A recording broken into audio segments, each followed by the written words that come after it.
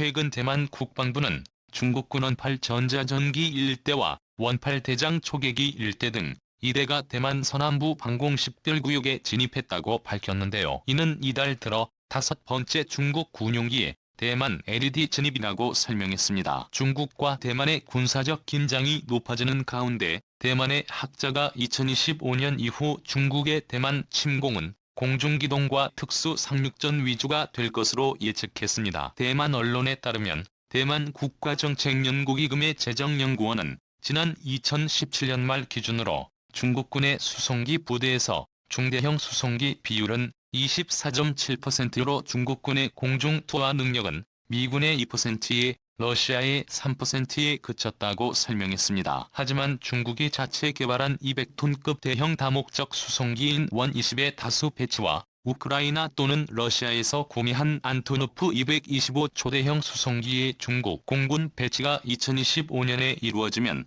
중국군이 대규모 연합작전에 필요한 공중투하 능력을 갖추게 된다고 주장했는데요. 그는 또 중국군이 헬리콥터의 수송 능력 향상 및 공중기동작전 능력의 배양에 나서고 동체 오염 강습 상륙함이 계속 배치되는 2025년이 되면 대만에 대한 연합 상륙작전 방식의 변화를 보일 것이라고 강조했습니다. 즉 중국으로부터 자국을 지키기 위해서는 그 무엇보다 공권력이 우선시된다고 설명하였는데요.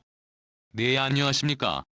군사기밀 뉴스 TV입니다. 알람 설정을 하시면 영상 업로드 시 바로 시청하실 수 있습니다. 제 연구원은 2017년 건국 100년을 맞는 중국군의 대만 침공 가능성에 대해서는 중국군의 병력과 물자의 적재적소에 투입 제1열 도선과 제2열 도선 사이의 모니터링 능력, 중국군 주요 작전도, 서해 연합 작전 숙련도 등이 관건이 될 것이라고 풀이했습니다. 열도선이란 중국의 대미 군사방어선이고 또한 미국의 대중군사봉쇄선으로 제1열 도선은 일본 오키나와 대만 필리핀 말라카 해협을 잇는 가상의 선을 의미합니다. 제2열 도선은 일본 이즈반도 간 사이판 인도네시아를 잇는 선인데요. 그는 또 미군 고위층은 2025년을 기점으로 중국군의 군사력 증강이 매우 뚜렷하게 예상되는 반면 미군은 여러 요인으로 전력 증강에 고비가 올 수 있는 것으로 우려하고 있다고 전했습니다. 결국 대만은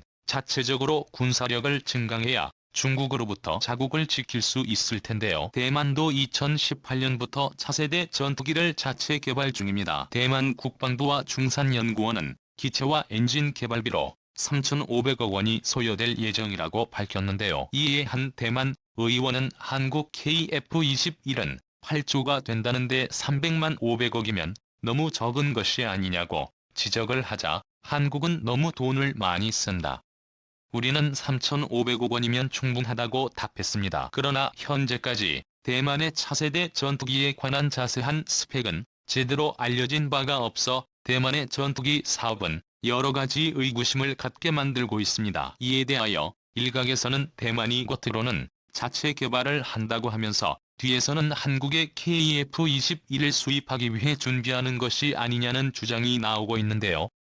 현재 대만 공군의 주력 전투기는 F-16입니다. 대만은 A형과 G형 등 140여 대를 보유하고 있습니다. 그러나 F-16은 기록이 오래되고 부품과 장비의 노후화로 차세대 전투기의 대체가 불가피한 상황인데요. 문제는 대만은 F-28F나 F-15가 도입을 요구하나 미국은 대중국 위협론을 적극적으로 어필하면서도 앨범에 판매하지 않고 있다는 것입니다. 그 이유는 대만 내 친중 세력이 여전히 존재하고 있기 때문인데요. 또한 대만이 다른 유럽제 전투기를 도입하는 문제도 중국의 외압 때문에 쉽지 않다는 것이 국제 정치 현실입니다. 그렇기 때문에 대만은 한국의회의 F-21에 큰 관심을 가지고 있는데요. 세계 최정상급 탔던 5세대 전투기 KF-22는 2016년 체계 개발에 착수한 지 5년 만에 시제기가 세상 빛을 봤습니다. 이는 항공기 개발 선진국 사례와 비교해도 기적과 같은 속도인데요. 당초 KF-X 사업의 목표는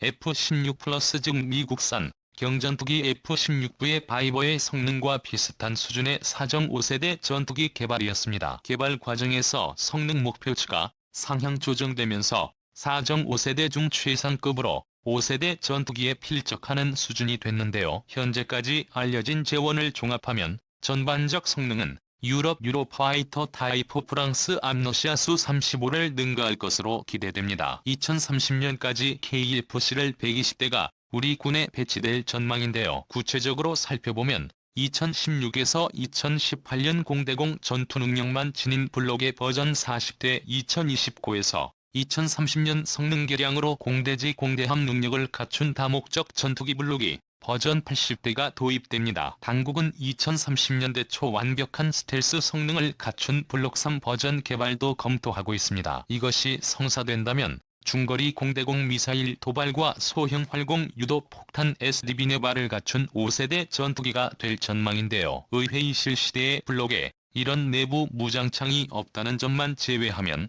거의 모든 성능이 5세대 스텔스 전투기 수준에 가깝습니다. KF-20의 성능은 블록이 기준으로도 대단히 강력한데요. 우선 전투기의 눈이라 할 수 있는 레이더 성능이 주목됩니다. 하나 시스템 주도로 개발한 레이더는 최신형 전투기 무장의 표준인 능동 전자주사 배열 레이더입니다. 수동 전자주사 배열 레이더와 달리 전파 주파수를 변형해 아군 전투기의 위치 노출을 최소화합니다. 레이더 성능의 척도인 티아의 모델 개수도 F-35의 전투기에 탑재된 레이 엔티티즈 81 레이더와 같은 약 1200개입니다. 해리 F-21은 센서 수직 능력도 갖출 전망인데요. 센서 부딩은 레이더와 적외선 탐색 추적 장비 IRS 전자광학 표적 추적 장비였지. 직등 전투기에 탑재한 다양한 센서의 데이터를 고성능 컴퓨터로 통합하는 기능입니다. 전투기의 전방의 탐지 능력을 대폭 강화할 수 있으며 적 스텔스기에 대한 대응 능력도 제고할 수 있습니다. 여기에 조종사의 헬멧과 연동한 조준 시스템제의 HMCS가 탑재되는데요. 제2의 HMCS로 조종사의 시선에 맞춰 미사일 등을 발사할 수 있게 공중 근접전에서 우위를 점할 수 있습니다. 특히 회의의 11은 다양한 무장을 선택할 수 있는 것이 장점입니다. 기존 4세대 전투기의 기본 무장엔 61의 1벌컴포에 더해 외부 파일론의 최대 7.7톤까지 각종 무장을 탑재할 수 있습니다. 미국 JI의 매기시 만남 중거리 공대공 미사일 AIN고 X 사이드와 인더 단거리 공대공 미사일 유럽계 미티어 단거리 공대공 미사일 등 선택지도 다양한데요.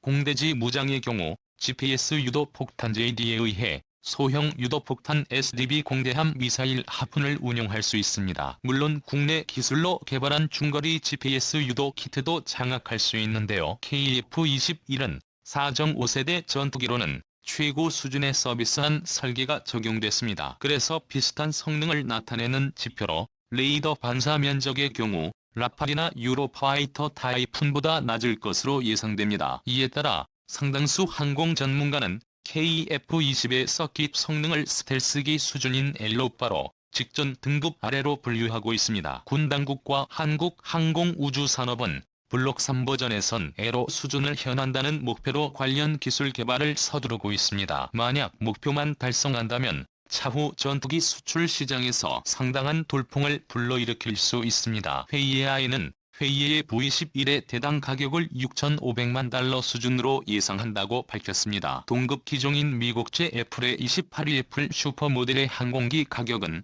6,700만 달러 선인데요. KF-21과 유사한 중국 FC-31은 7천만 달러, 오하이 KDB-F 7,100만 달러 정도입니다.